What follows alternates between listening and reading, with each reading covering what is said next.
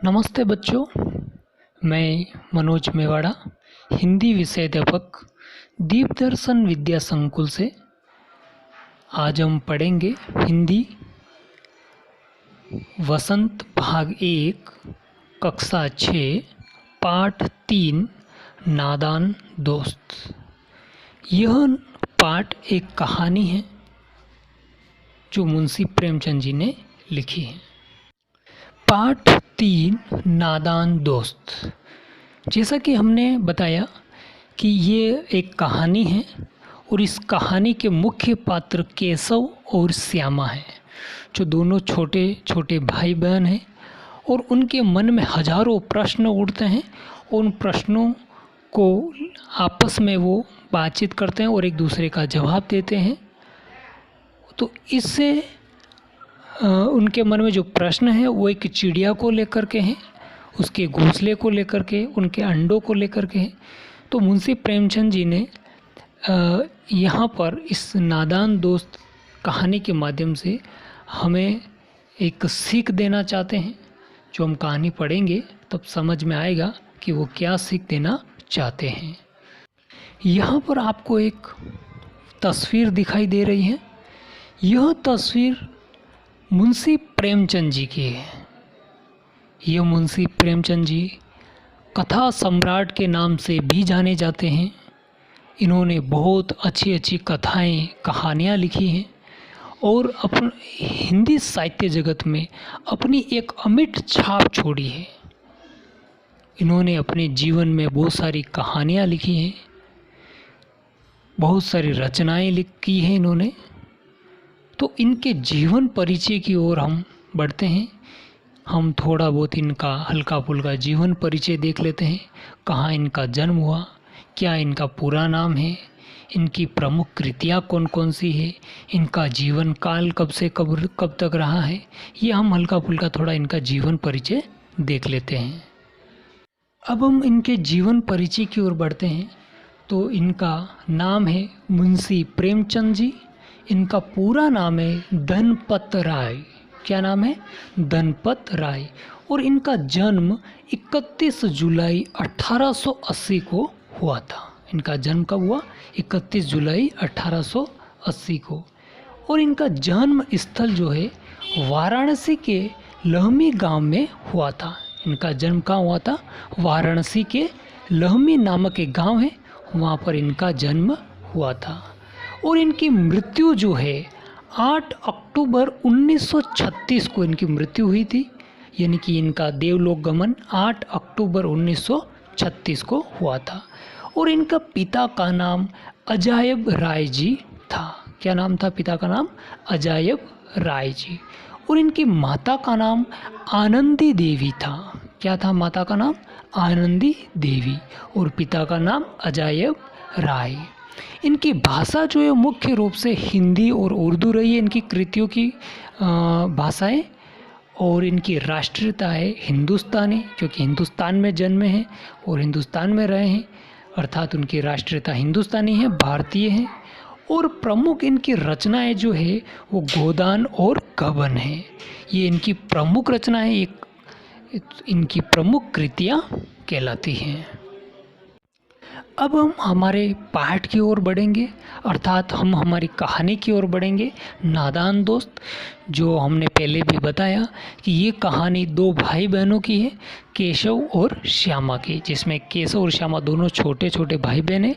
उसमें केशव बड़ा है और श्यामा छोटी बहन है। इन दोनों के आपस में बातचीत जो होती है, जो प्रश्न उत्तर होते हैं, उनको एक रोचक ढंग से प्रस्तुत की है। यह कहानी मुंशी प्रेमचंद जी ने एक रोचक ढंग से प्रस्तुत की है।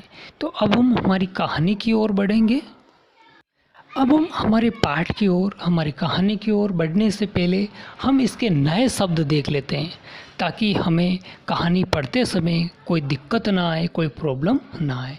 तो इनका पहला शब्द है कार्निस। कार्निस आप जानते होंगे कि हमारे घर के बाहर जो दरवाज़ा है, दरवाजे के बाहर ऊपर जो रोशनदान है, उससे ऊपर जो एक छज्जा की तरह होता है, उसे हम कार्निस कहते हैं।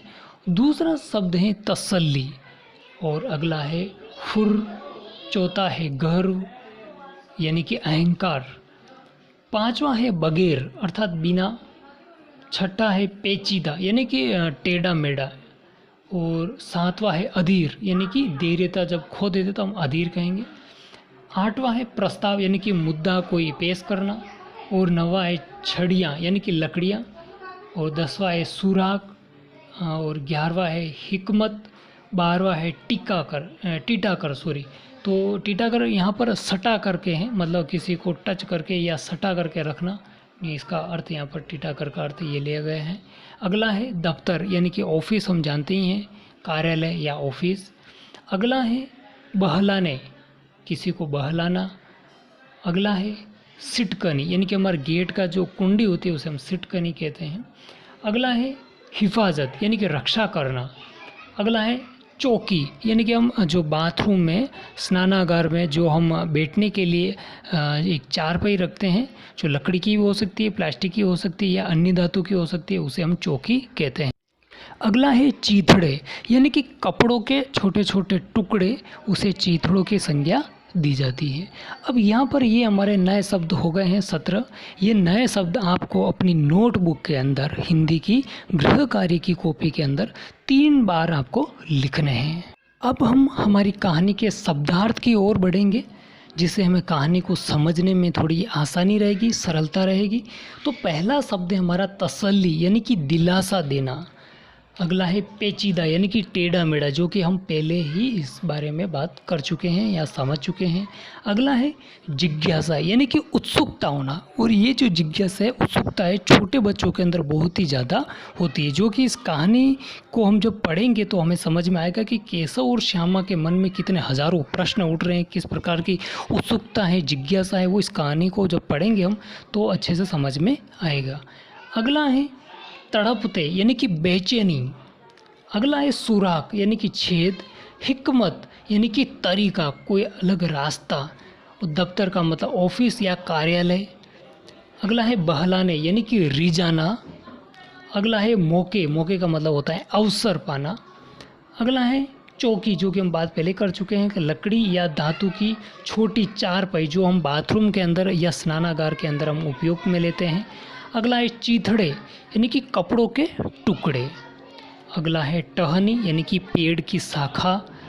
और गिड़गिड़ा करके यानी कि विनती करना, किसी के सामने विनती करना या गिड़गिड़ाना, उसे हम विनती करना या गिड़गिड़ाना कहते हैं। अगला है किवाड़, किवाड़ का मतलब होता है दरवाज़ा यानी कि हमारा गेट। अगला है यकायक यानी कि अचानक होना, उसे हम यकायक की संज्ञा देते हैं। अफसोस, अफसोस का मतलब होता है पछतावा होना, अफसोस करना या पछतावा होना। अब ये हमारे पाठ के नए शब्द और शब्दार्थ हो चुके हैं, और ये शब्दार्थ आपको अपनी गृह कार्य की कॉपी में यानी कि नोटबुक में एक बार आपको लिखना है। उम्मीद करता हूँ कि आपको नए शब्द और शब्दार्थ और मुंशी प्रेमचंद जी का जीवन परिचय अच्छे से समझ में आ गया होगा। और जो गृह कार्य हमने दिया है, नए शब्द 3 बार और शब्दार्थ 1 बार, वो आप सुंदर अक्षरों में आप लिखेंगे। उम्मीद करता हूँ कि इस वीडियो को आपने ध्यानपूर्वक शांति से सुना है और समझा है, और गृह कार्य जो है, हमारा होमवर्क जो है, आप उचित समय पर आप करके भेजेंगे। धन्यवाद।